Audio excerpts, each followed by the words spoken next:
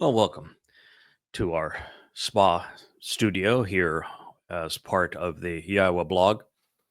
We're here today to continue our series on Mohammed's criminal enterprise. It will be part 5 of that series. For those who may be joining us partway through the episodes, it is important to know that Islam was not conceived as a religion. The first year, first day, first month of that the epic that is called the Islamic era begins with the Pledge of Aqaba. That Pledge of Aqaba reads, "We pledge to wage war against all mankind." Once Muhammad left Kaabaville, whether you want to pretend that it was Mecca or you know that it was Petra, in shame, he became nothing more than a sand pirate, although a exceedingly sadistic one with some very perverted tendencies in terms of his sexuality. And it's important, therefore, for us to expose exactly what the earliest hadith, which are all reports from Muhammad and his companions, the only way to know what Muhammad actually said and did, and Quran, and in this case, there's an entire surah on this particular episode, which is called the Battle of Badr. So it's essential that we know what actually occurred during Islam's beginnings. The more that is known about the religion, the more readily people who are moral, informed, rational, and compassionate will be in their ability to use words wielded wisely to constrain the carnage that this religion continues to impose. And therefore, we are examining precisely what can be known about Muhammad, the origins of the Quran and the Hadith, the very formation of the religion of Islam. What I'm sharing with you is irrefutable. It's not my opinion of Islam. It is Muhammad's actual denunciation, really, of the religion that he started. Everything you're going to hear is from Muhammad, his companions, or from his wannabe God. So as we proceed, understand that in the episodes that have preceded this, Muhammad admitted that Badr was not a confrontation between military foes to defend the upstart religion of Islam. All Badr represented was Muhammad's armed mujahideen being motivated to attack a civilian caravan that was not protected by any military establishment, that posed no threat to Muhammad, and their entire motivation was to steal. They were interested in abducting men for ransom, for killing those who had mocked Muhammad's recitals, and in plundering the caravan. Because, you see, Muslims didn't work. They were, at best, parasites, and at worst, they were pirates. They stole what belonged to others. The only work that can be attributed to the first Muslims is terrorism and, well, criminal enterprise, where they went off to rob and enslave others to garner more weapons so they could attack ever larger and more frequent prey. Again, these are not my interpretations of Islam. This is not cherry picking the worst out of a sea of wonderful and uplifting hadith and Quran surahs. It is Islam. This is all there is to Islam. If it weren't for lies and killing, Islam simply would not exist. There would be no Quran. And in this particular case, I'm going to be thorough, as I have been throughout goddamn religion. It is 5 volumes and 4,200 pages for a reason. Every surah in the Quran is presented in its entirety, and every pertinent hadith relative to Muhammad's early days, in fact, Muhammad's entire life from the time that he claims he had his first revelation all the way through his death, are all presented.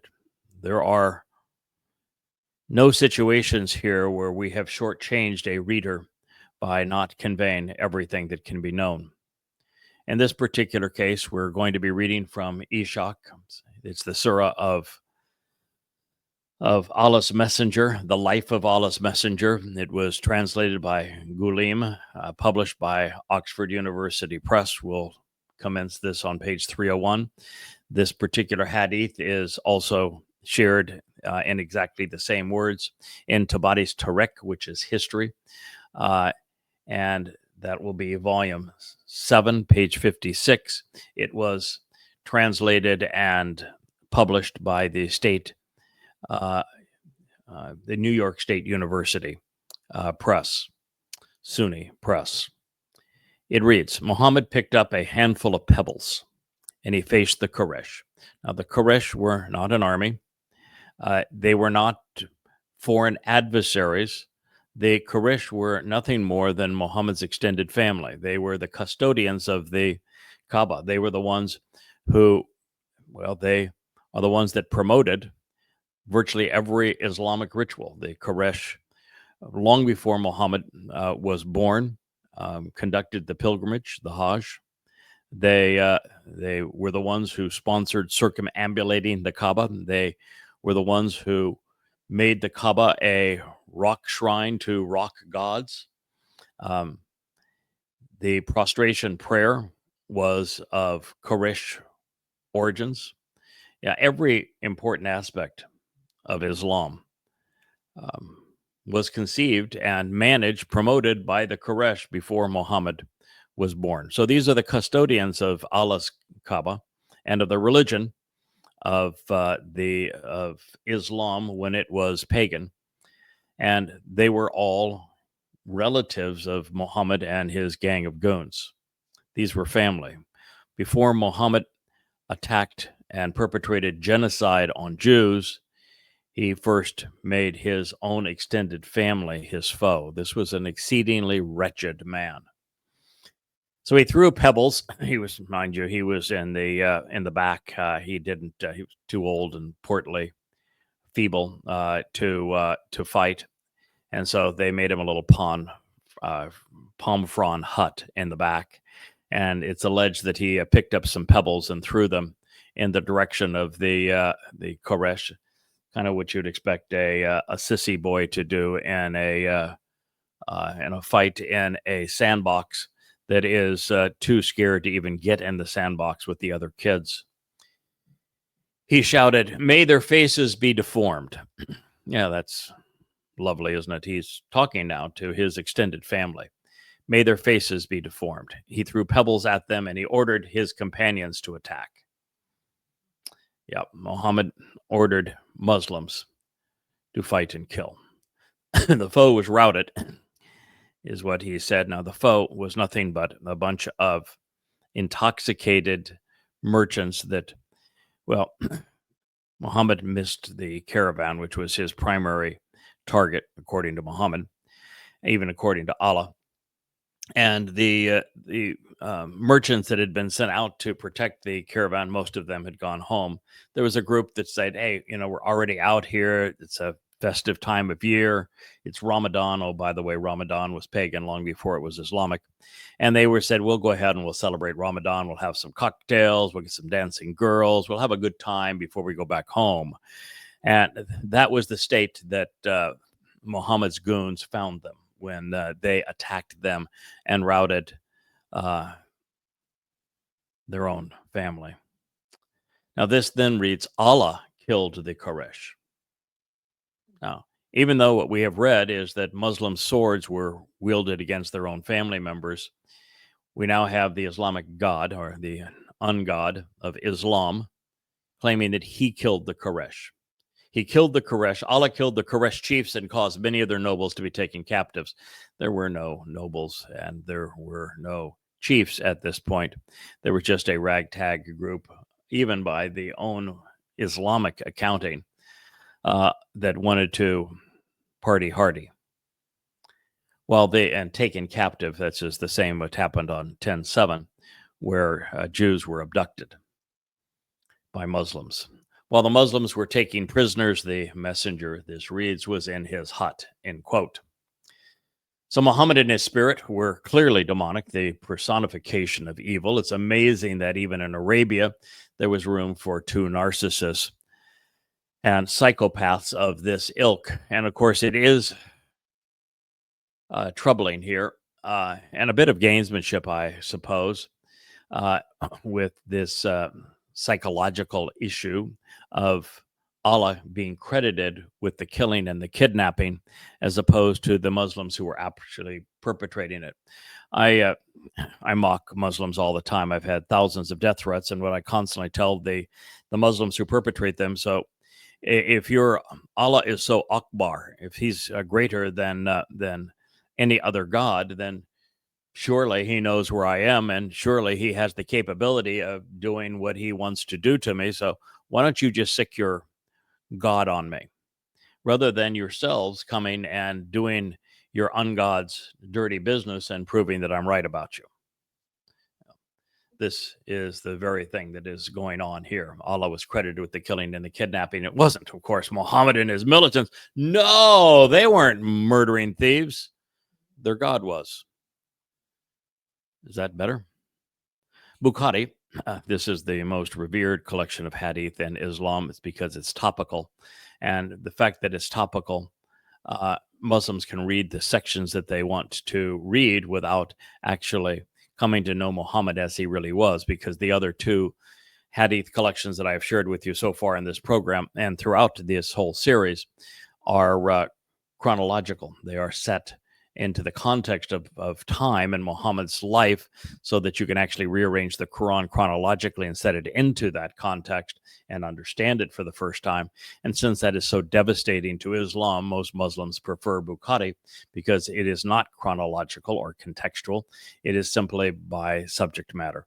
This is book 5, or volume 5, book 59, number 290. The Prophet said, the unbelievers who failed to join the Ghazwa or it says the believers who failed to join the Ghazwa of Badr and those who took part in it were not equal in reward. So in Islam, you are only rewarded if you are a killer and kidnapper. That is the only rational deduction that can be deduced from these words. If you didn't participate in an act of armed robbery where family members were killed by extended family members, men were abducted, and others were robbed, then you are not a Muslim of high standing. Clearly, Muhammad loved murderers. He even loved their weapons. Bukhari, volume 5, book 59, number 333. Az-Zubair said, I attacked him with my spear and I pierced his eye. I put my foot over his body to pull the weapon out. But even when I did so, I had to use great force. Later on, Allah's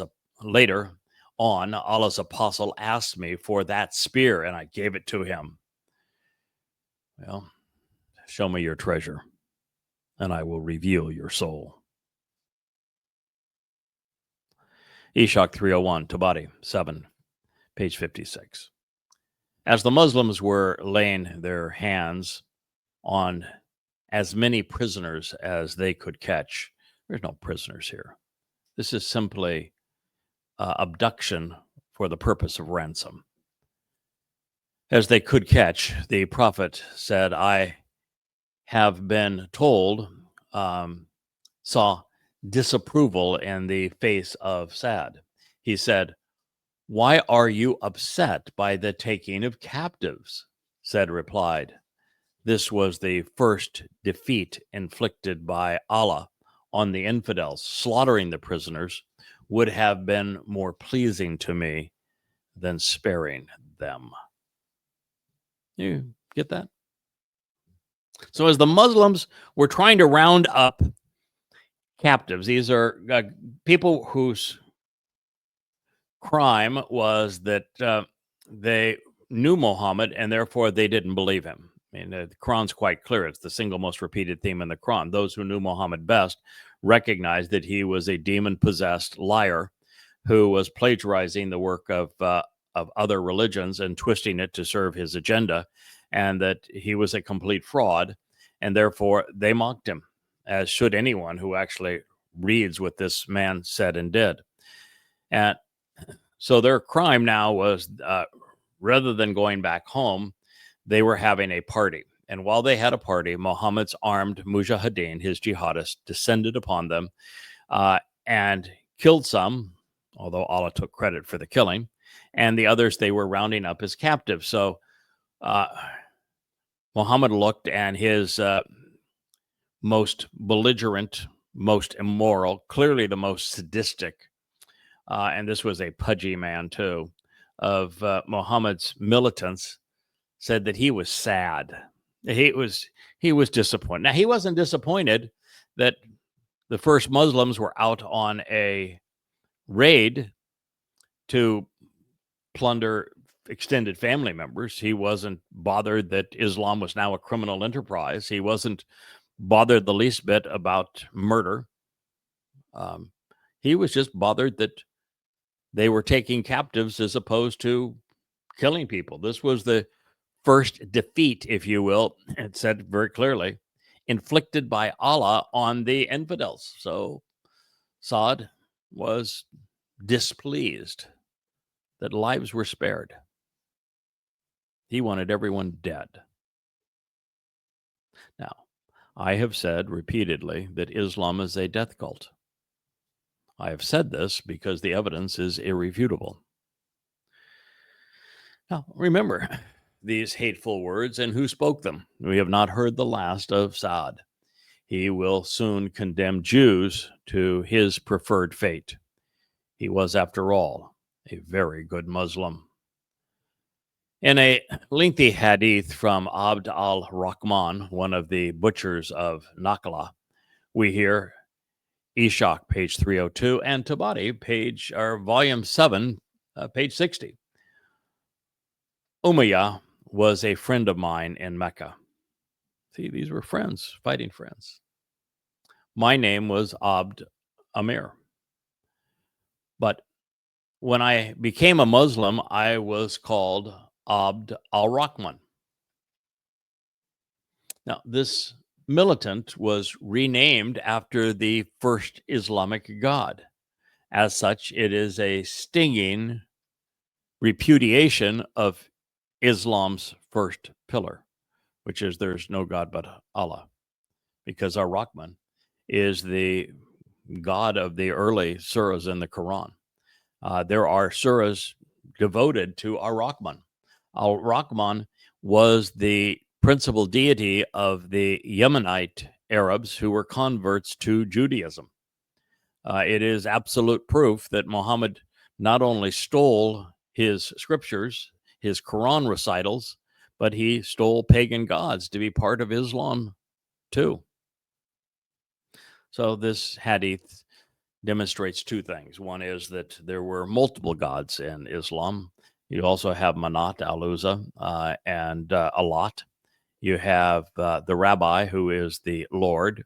You have Ar-Rahman, and there are three different names for Allah, which Allah is not one of them. There's Allah, Allahu, and Allahi. So lots of different gods in Islam. Ishaq 302, Tabari, volume 7, page 60.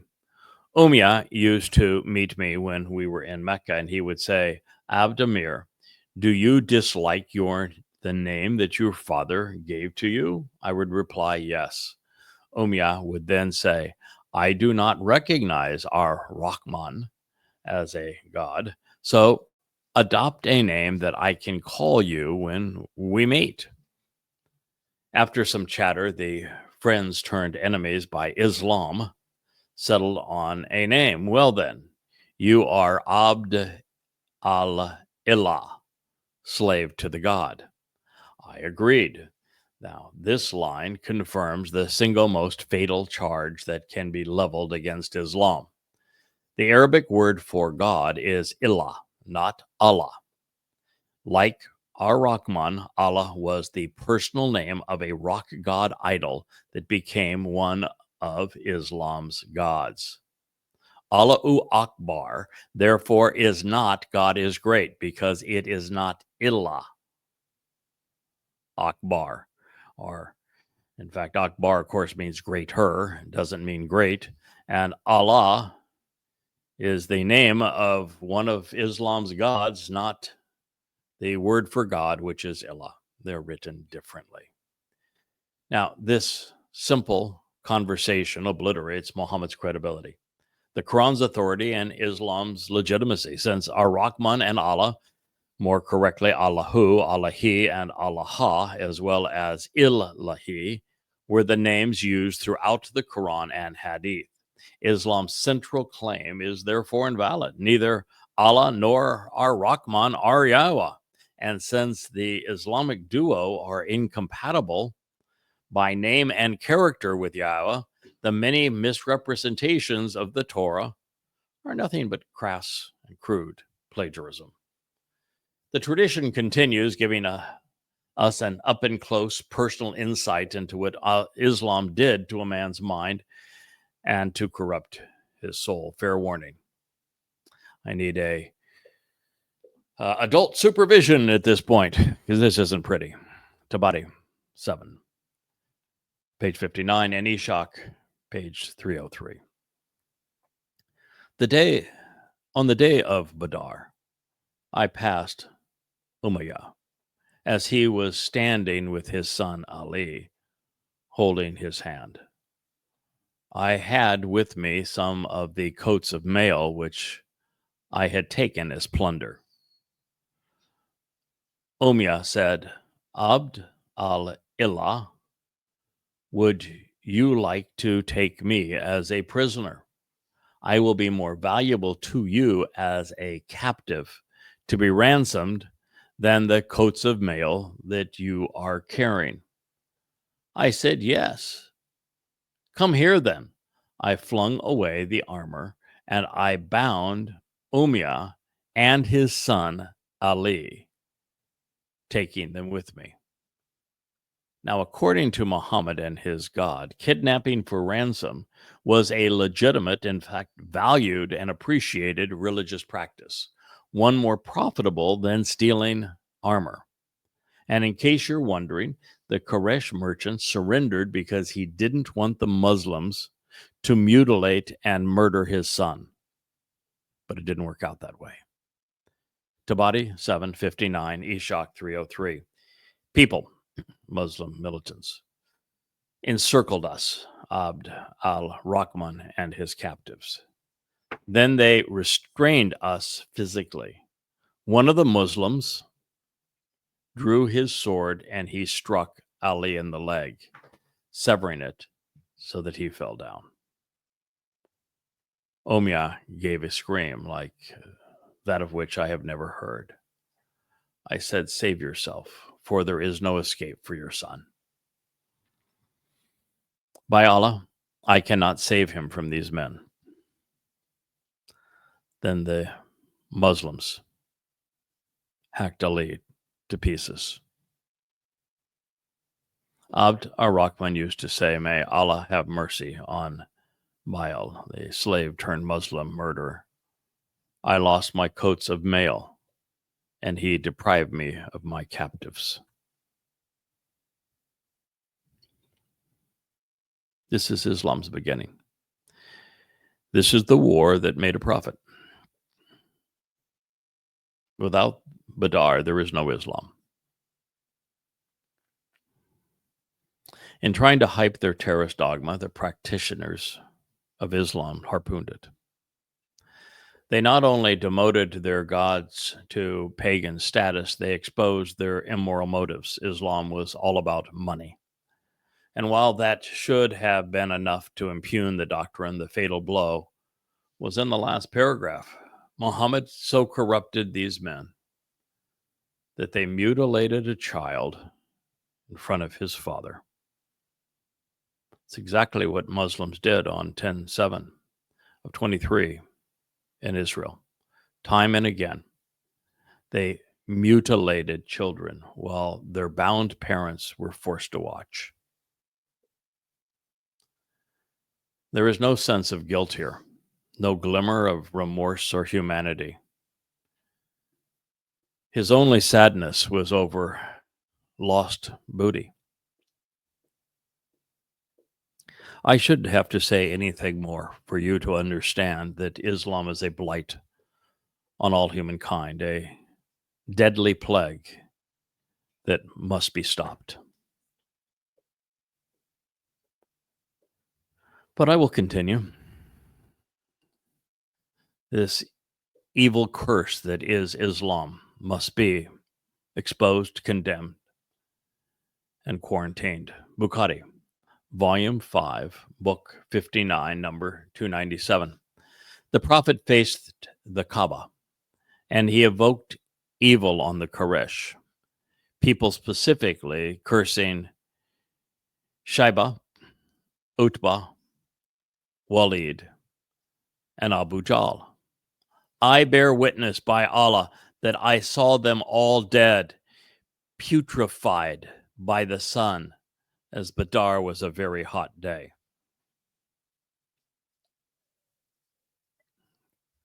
Muhammad swore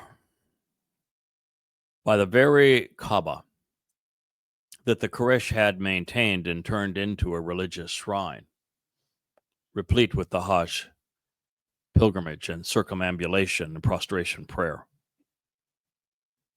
And he invoked evil on the innocent people he was bludgeoning to death. Islam's not just a death cult, it's demonic. Lo, with these words, with evil proliferating, with people lying, with men dying, with bodies putrefying, I bear witness, Allah was omnipresent, encompassing everything. The ungod and non-prophet were a pair of delusional psychopaths among ruthless savages. So what else could possibly go wrong? Bukhari, Volume 5, Book 59, number 397.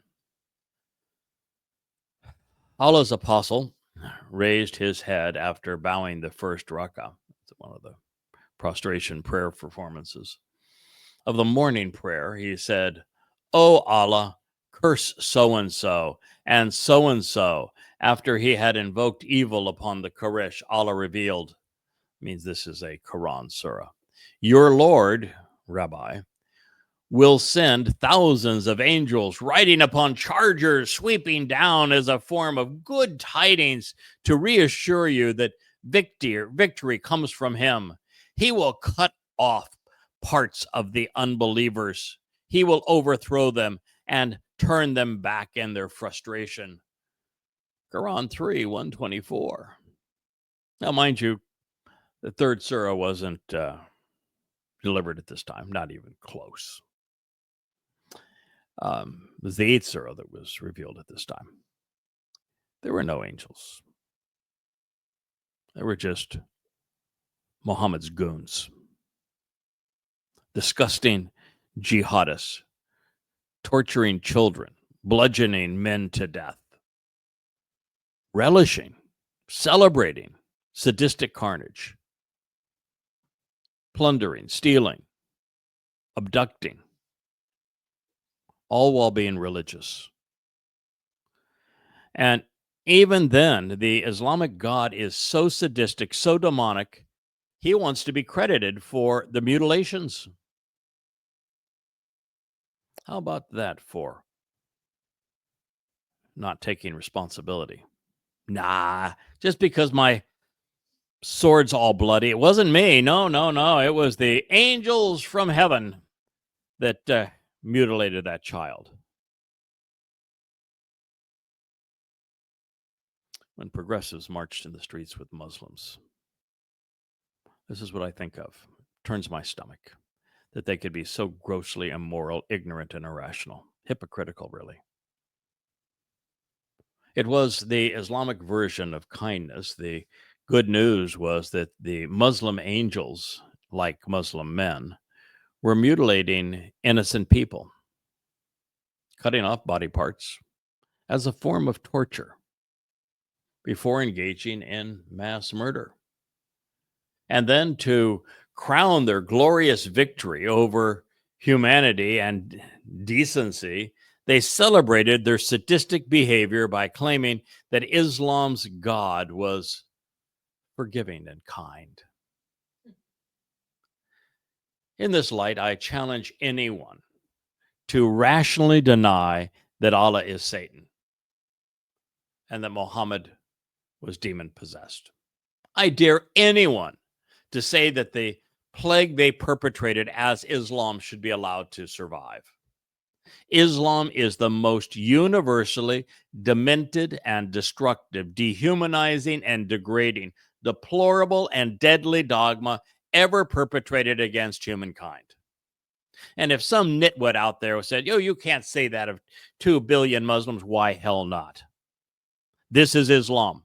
There is no one other than Muhammad. This is Muhammad and the first Muslims. This is their scripture. And soon you will find that the Quran says exactly the same story. There is nothing else to Islam. This is the religion of Islam. If you want to pretend that those who don't know diddly squat about Islam, who have been completely deceived about Islam, and yet still call themselves Muslims, represent the religion, then you're an ignoramus.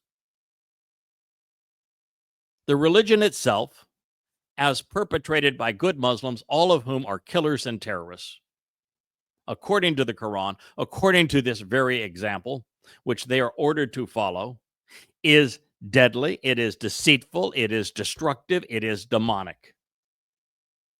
It is responsible for everything that happened on 10/7/23 in Israel. It is responsible for the genocide against Jews in Arabia. It is responsible for the 100 million lives that they butchered and stole in the first 100 years of this religion. This is Islam. There is no other Islam. Not just this day or 9/11, not just 10/7, but every day for the past 1400 years, Muslims with their words and their actions have demonstrated that they are a curse on the planet, a malignant mutation that is, quite frankly, unsurvivable. There were only 2 reasons for this savage attack. These men didn't capitulate and surrender their souls to Satan, and they had not been, and they had, as a result, remained productive. And that's why they were robbed and killed. These conclusions are not opinions because they are based on the evidence. They are not the product of Islamophobia, but rather the opposite, an act of conscience demonstrating considerable courage, character, and compassion. This is not my view of Islam. It is theirs.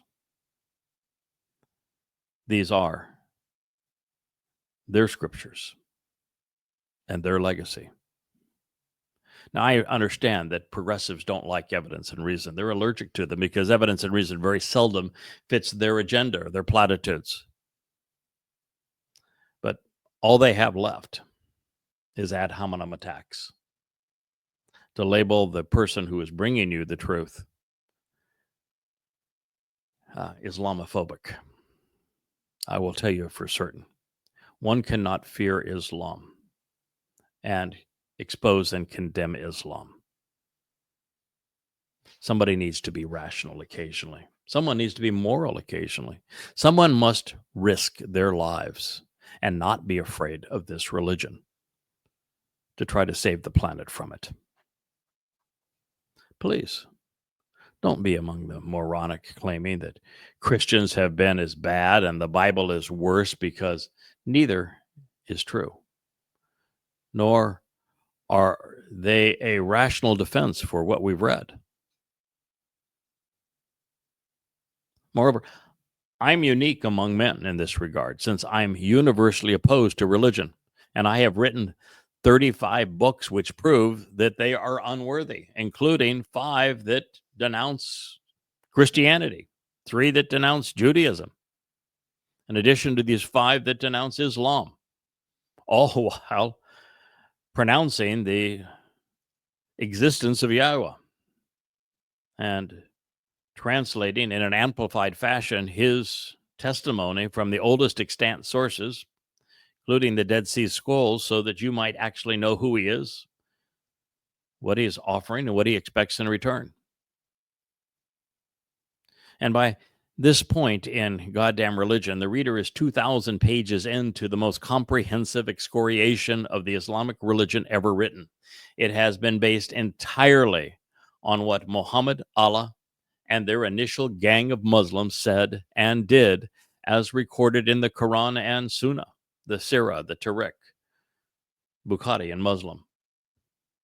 I have taken the founders of Islam to task for their words and deeds, holding them accountable for the sake of all mankind, but especially the people of the book, God's chosen, Yehudim, Jews. Now keep in mind, on this day, Muslims were mutilating and murdering the closest thing to a Palestinian. These Arab merchants were headed back home to Petra, which was situated in the Fakistinian homeland of Jordan, between the Wadi Musa and the Israeli border. And as we have witnessed in Gaza, Muslims don't much care if they are cannibalizing their own, ravaging Arabs, murdering Christians, abusing liberal secularists, or trying to annihilate Jews. In this regard, there is an interesting and seldom discussed anomaly among the civilian victims of the Islamic terrorist assault on 10/7/23. Of the 888 civilians killed that day, in addition to the 382 soldiers, noting that 230 bodies were abused to the extent they are unidentifiable. They came from kibbutzim and a rave. They were largely progressives, many of whom championed the Islamic agenda, as was the case with the majority of the 253 people who were kidnapped and abused, and their extended families who championed their release by demonizing the conservative government. I share this because Islam was, and it remains, a declaration of war against all mankind. It is an indiscriminate killer.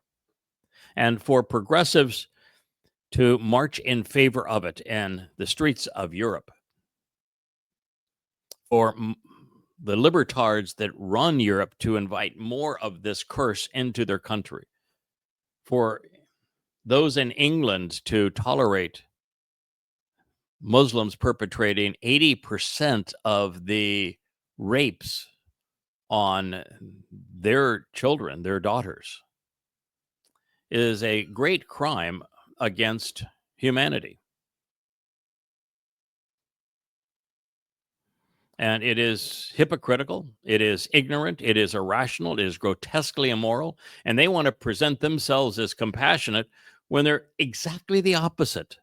When one embraces, tolerates, accepts, respects a religion that promotes mass murder, mutilation, abduction, the slave trade, the dehumanizing of people, racial injustice, genocide, they cease to be moral.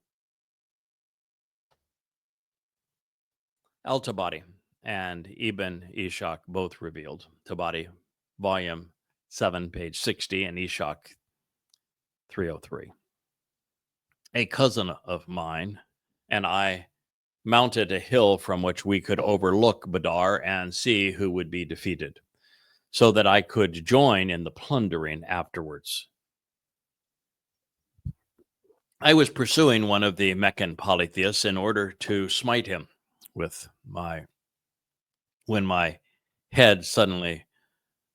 when his head, I should say, suddenly fell off. Before my sword even touched him, then I knew that someone other than me had killed him. Now, the implication is that one of Allah's angelic cavalry brigades did the dastardly deed. Since that is delusional, we are left recognizing that Muslims are unable to be accountable for their barbarism, and they're unremorseful for their savage behavior. They have lost the capacity to be human. Now, when I say Muslims have, I'm talking about the Muslims who lived with Mohammed. I'm talking about Mohammed and the first to practice Islam. If Mohammed and the first to practice Islam had Islam wrong, then there is no one in all of history that has it right. So if we assume, because it's the only rational deduction that can be made from the evidence, that Mohammed and the first Muslims had Islam right, then Islam is very, very wrong. It is that simple, folks. There's nothing more complicated to it than that, particularly when the best Muslims today follow this exact same behavior and celebrate the mutilation of children, the rape of women, and then they cut them to pieces afterwards. Then they parade around with those that they have abused as if they were trophies. They burned children alive. They abducted grandparents and then tormented them. Muslims today, the best of them, are exactly like this. This is a religion that cannot continue to exist in proximity to other people because it is deadly, it's demonic, it's destructive. It is what it is. Let's stop pretending otherwise. Tabari 760, Ishaq 303. My son, I saw Muslims on the day of Badar, and I saw that one of us would wave his sword at a polytheist, and the man's head would fall from his body before the sword touched him. The sign of the angels on the day of Badar was white turbans, which trailed down their backs. And on the day of Hunan, it was red turbans. The angels did not fight on any day except the Battle of Badar. On the other days, they were reinforcements. They were assistants and helpers, but they struck no blows. That isn't even consistent with Allah's testimony, where he had his killer angels many, many other places. And the fact of the matter is, they never showed up. There is no such thing as a killer angel. Angels do not decapitate men because they're enjoying a drink, song, and pretty girls.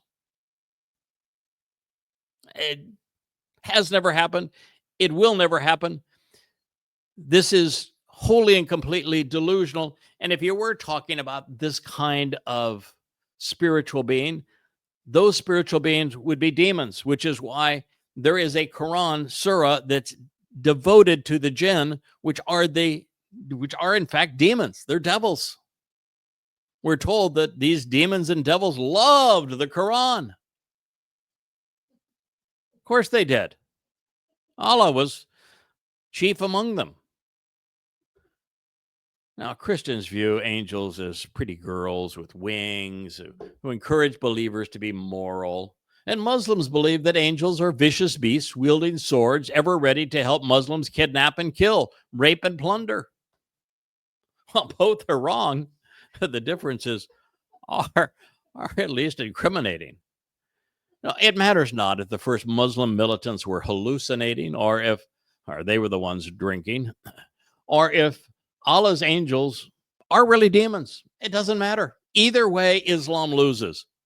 If there were no angels, then Muhammad and his disciples were liars in addition to being thieves and murderers.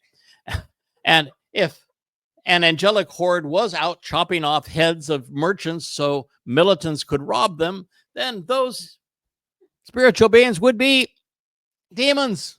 I mean, it's lose-lose. It doesn't get any less complicated than this. I realize I am talking at a time when evidence and reason no longer matter to most people because they have been indoctrinated and progressive libertard academic institutions and have lost the ability to be rational and to use evidence effectively. I realize that is the case. And so I'm not talking to the dimwits out there that are the product of today's educational systems. You're too far lost. All I have to offer you is evidence and reason, and that's not going to appeal to you. And I understand that the faithful of all religions are allergic to the truth because the truth always impugns their beliefs, and therefore they're just going to attack me personally. So I'm not talking to you either. But there is a group of people out there who are still capable of processing evidence and reason. And if you are among them, you now know how you need to respond to Islam. Now, over the 1,000 years of the Torah and prophets that they were revealed, which would be from 1447, 1448 BCE to 447, 448 BCE between Moshe and Malachi. And the 14 billion years of time that they cover from creation to recreation, Malak, which is not angels, but a spiritual being, caused men to die on 2 occasions. Both were self-defense, and no one got rich or gloated. No heads were decapitated. In Mitzrayim, the crucibles of religious and political oppression, the Egyptians lost their firstborn sons after killing the firstborn of their Hebrew slaves so that God's people might be free. Yes, the Egyptians were perpetrating genocide, and they were killing the firstborn sons of every Hebrew. And so God said, all right, I'm going to take your sons so that my sons can be free. And the Assyrian military, which had returned to besiege Jerusalem after destroying Israel and enslaving her people, was thwarted by a Malak spiritual envoy, 185,000 Assyrian warriors who had camped outside Jerusalem to besiege it, were eliminated in one night and by a Malak. And the purpose of that was to protect Israel because Hezekiah had convinced enough Yehudim within Jerusalem to get rid of all traces of everything related to any religion and to become Torah observant and celebrate Chag Matzah, Pesach Matzah, and Bakorim. Malak serve Yahweh. If you want to know how they operate and what they accomplish on behalf of the Almighty and his people, I would encourage you to read Dod's 91st Mizmor Psalm. It is presented and explained in the Words volume of An Introduction to God. It's presented early because when I balked at this mission with Yahweh, when he asked me to expose and condemn Islam before we started on anything else, and I've mentioned to Yahweh that no one has ever survived exposing and condemning Islam in this way.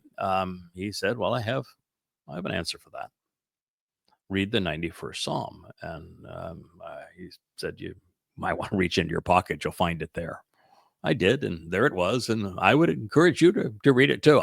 I can't place it in your pocket, but I can tell you that if you want it translated correctly in an amplified fashion, you can go to An Introduction to God. where it is in the words volume, which is volume 1, explained. Now, confirming that the Badar terrorist campaign was a personal vendetta, we read Tabari, volume 7, number 61, and Eshach 304. When the prophet had finished with the enemy, he gave orders that Abu Jahl should be found among them, should he be found among them dead. He said, "O Allah, do not let him escape." For the first man who encountered Jahl yelled out, and I made him my mark. When he was within my reach, I attacked him and struck him a blow which severed his foot and half of his leg. By Allah, when I flew off, I could only compare it to a date stone which flies out of a crusher when it is struck. When Jahl's son hit me on the shoulder and he cut off my arm, it dangled by my side from a piece of skin. The fighting prevented me from reaching him after that. I fought the whole day, dragging my arm behind me. When it began to hurt me, I put my foot on it and I stood on it and I pulled it off. You know, if this man were protecting his family from a pack of hungry wolves, if he was protecting his family from Muslims and fighting with a dangling arm and ultimately pulling it off and continuing to fight, would be compassionate and courageous. But he wasn't doing that. There were no one here to protect. He was the aggressor. He was the killing wolf. And he was hungry for blood. And so when someone fights on and to this extent,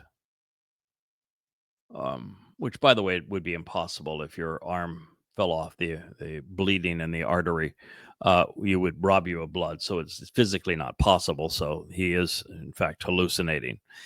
The story is not true, but nothing in Islam is true. Then what you're dealing with is a religion so sadistic that it thrives on carnage, that the highest right in this religion is to kill, to enjoy the thought of severing someone's foot and half of their leg such that you could compare it to a date stone which flies out of a crusher when it is struck.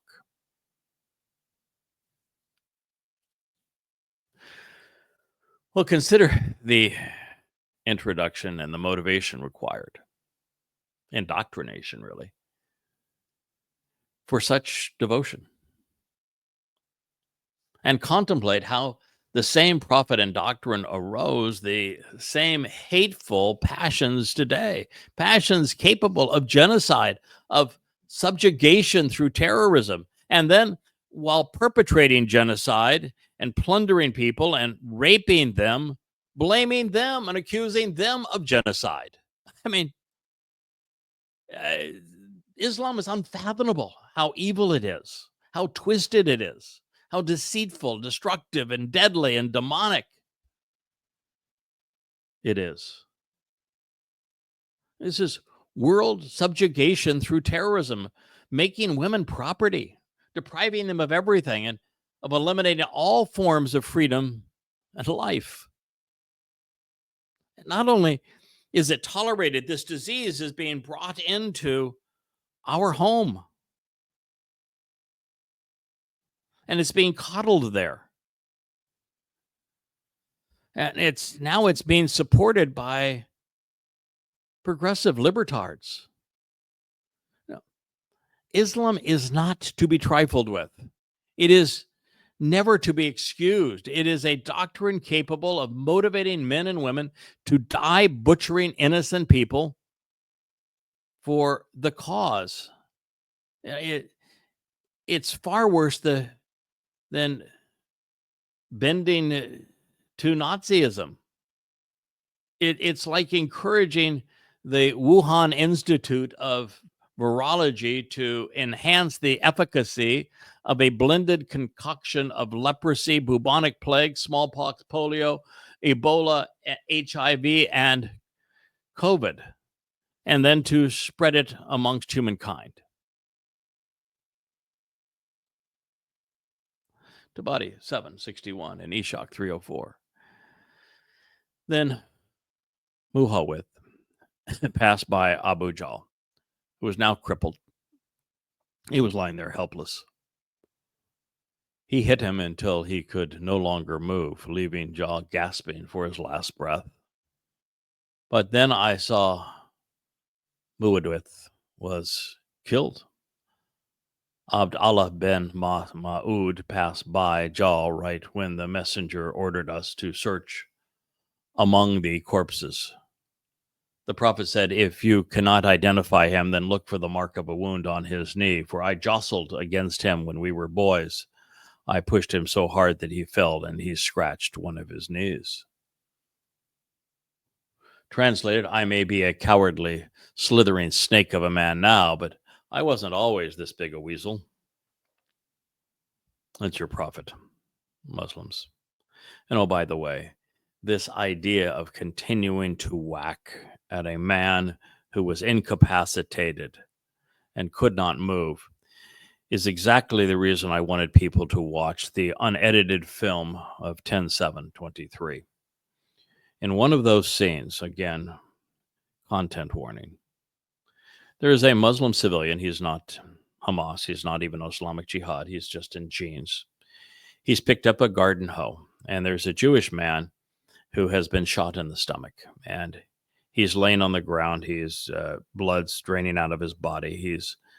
He is most likely going to die there. And rather than just allowing him to die from this Islamic terrorist raid in some degree of dignity, this Muslim picks up a hoe. And while screaming Allah Akbar, he routinely whacked this man on the head and on the neck. And you can see the man, his arms will move and he'll try to see if he could push himself into a corner out of the way to avoid the next blow. And this man continues to scream Allahu Akbar as he brings this hoe down upon his neck and his head. The kind of religion that is capable of motivating that kind of butchery, savagery, demonic behavior cannot be tolerated. And it's the exact same religion that we say play out in these words. It is not a corruption of Islam. It is the truest form of Islam to be deadly and demonic. Eshach 304. Abd Allah ben Musaud said, I found Abu Jahl in the throes of death. I put my foot on his neck because he had grabbed me once in Mecca and had hurt me. I said, has Allah disgraced you and put you to shame, O enemy of Allah? In what way has he disgraced me? He asked. Am I nothing more important than a man whom you have killed? Tell me. To whom is the victory? I said, to Allah and his messenger. No, to Allah. And Muhammad was the shame. This is a victory of a death cult.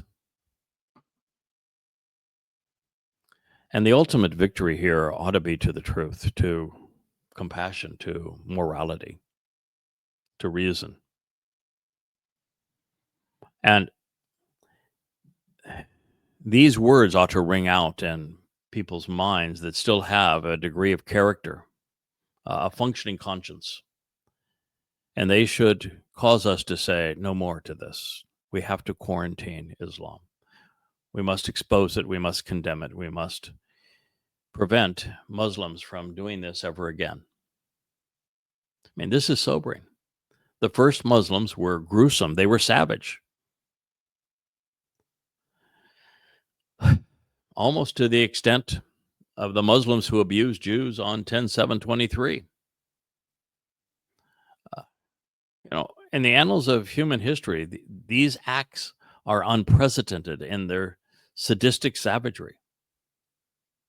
Mohammed's militants inanely blamed their victims. They were not as, well, I bet there was every bit as deluded as today's Muslims, who, after massacring Jews, as if they were acted as if they were entitled and righteous. Bukhari, Volume 5, Book 59, number 298, Abu Jahl said, "You should not be proud that you have killed me." He was right, as were all of the Quraysh who renounced this demonic death cult. It was the Muslims who had disgraced themselves right from the beginning. And in this case, a few hundred militants had gone out to rob some merchants. And yet their ungod and non-prophet used the occasion to declare their supremacy, as if the value of a man lies in his capacity for evil. And that, my friends, is one of the most important stories I can share with you. Humans individually have the potential for good and bad. But humans, when grouped together, as in the case of Islam in particular, are always evil. The larger the institution, the more evil it typically becomes. Islam is the ultimate example of gang mentality, where no one took responsibility, and the worst among men became the dominant influence. The most outspoken critic of Islam, Abu Jahl, told the truth. To be proud of chasing down and killing civilians to rob them is asinine. Ishaq 304, Tabari 7, page 62. I cut off Abu Jahl's head, and I brought it to the messenger. I said, "Oh, Allah's prophet, this is the head of the enemy of Allah." He was the enemy of Allah because he was sufficiently wise to reject the prospect of Satan pretending to be God. As a result, he lost his life, but not his soul. Ishaq 304 and Tabari 762. Muhammad said, "Is this so? By Allah, than whom there is no other deity?" This used to be the messenger's oath. The vengeful Mohammed was no more articulate than his God. I said, "Yes." Then I threw down his head before the prophet's feet, and he said, "Praise be to Allah." Well, Gandhi, this man was not. Bukhari, Volume 5, Book 59, number 572. "O Muslims, take not my enemies as friends, offering them kindness when they reject Allah, the Prophet, and his Quran. And whoever does that, then indeed he has gone astray. You have come out to fight in my cause, seeking my acceptance. So do not be friendly with them, even in secret." Quran, Surah 60, verse 1.